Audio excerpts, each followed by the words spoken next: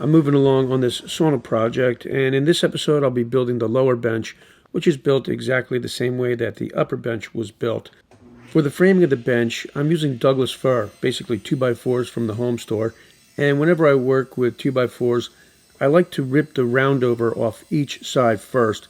So I'll set the fence at 3 1/4, make a rip, then set it at 3, make another rip, and now I have a nice 2x4 with square edges, and it's much easier to build things with nice square edges.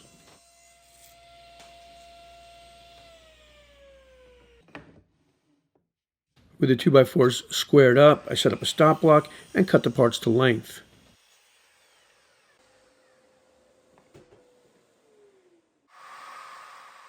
I'm building the framing for the bench with pocket hole screws, so the next step is to drill the pocket holes.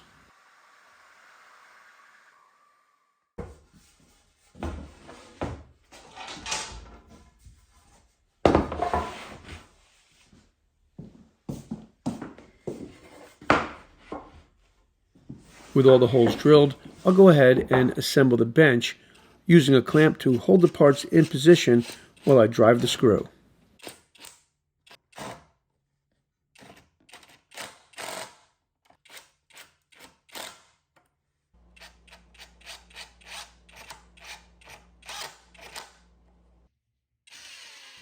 I'm building the interior of the sauna with poplar, so now that the bench frame is assembled, I'll cover the front edge with a piece of poplar that I've ripped at 3 inches and attach it with stainless steel screws.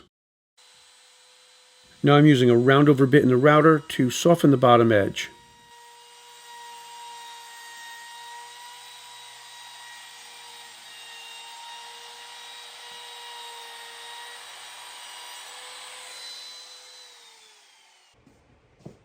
Now I'll use that same roundover bit to soften the edge of the boards that will be used for the bench seat.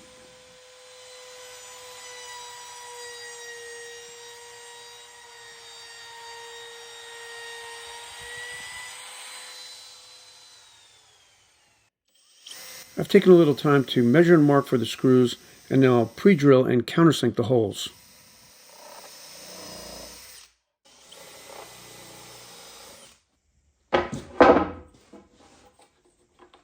With the holes drilled, I'll attach the boards to the bench framing, and you can see I'm using a little spacer here to make sure I have the same gap in between each board.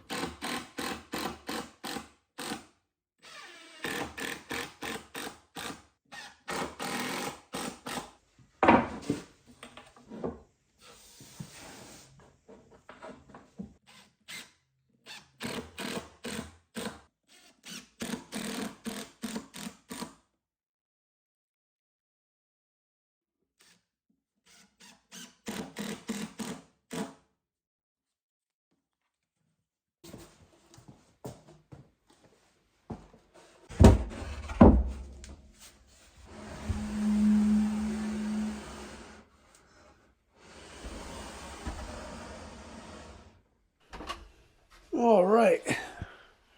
Well, it's coming along. And so if you're curious, the inside measurements are 5 feet by 4 feet. Definitely enough room for 3 people. The distance between the top of the low bench and the top of the high bench is 17 inches. We're a little bit, I don't know if you'd call it tall, but I'm about 5'10". My sons are 6 feet. My wife, I don't know if she's going to use it that much, but if she does, maybe I'll build a little box or something that she can put her feet on so it's a little bit more comfortable. I plan on getting started on the floor next, and I've decided to build the floor out of Douglas fir just because it's a big money savings. A 2x6x8 is like $6.50, so it's a big savings, and it's the floor. I'm going to build the floor in 3 pieces so I can take it in and out of the sauna. And the heater's already on the wall over here. I will be putting a light up. I do need to make the door. I'm waiting on a piece of 15 by 36 1/4 inch. No, I think it's 15 by 30 1/4 inch tempered glass, and then I'll build the door.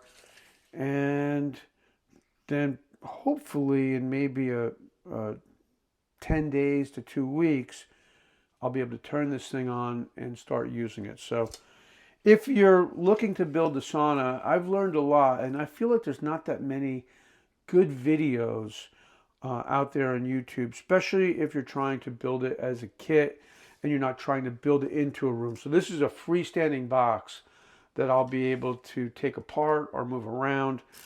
The idea is that, I'm going to just turn the camera around here. The idea is that I have this oil tank here, and eventually I will switch to gas. And when I do that, I'll take this whole box and shift it over. So this box is resting on 1/4-inch high AZEK domes that I made. So you can move it with the help of one or two pretty strong guys. And when I do move that, of course, I would take the floor out, the benches out, everything's removable. And then I would switch this thing around. And then at that point, and maybe even before that, I may go over this with some kind of a simple, like a wainscoting kind of skin or something. I'm even thinking about putting corner boards on with magnets and something simple on the sides here, and then building little shelves and towel hangers and things like that. But that's it for this week, and hopefully next time I'll be working on the floor. Thanks for watching, and I'll see you next time.